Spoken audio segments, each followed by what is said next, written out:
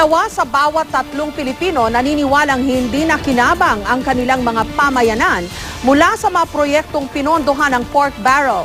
Ayon sa pinakahuling pag-aaral ng Social Weather Station o SWS, 3 sa kada 5 Pilipino naman naniniwalang nawawaldas lang daw sa korupsyon ang malaking bahagi ng PDAF o ang Priority Development Assistance Fund o pork barrel. Lumabas ang mga resulta sa kabila ng madalas igiit ng maraming mambabatas na importante ang pork barrel para ganap na matugunan ang pangangailangan ng kanilang mga nasasakupan. Sa pag-aaral na ito, maaring mabasa kung may kredibilidad ba o pinaniniwalaan ba ng bayan ang mga proklamasyon ng ating mga mambabatas pagdating sa pork barrel.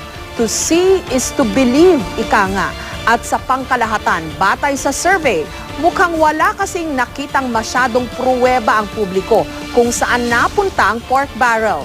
Para sa bansang naghahanap ng lunas mula sa kaliwat kanang sakuna, tila naghahanap pa rin ang bayan ng mas malinaw na katibayang ginagamit ng wasto ang kabangbayan at hindi lang nakukurakot o nauuwi sa katiwalian.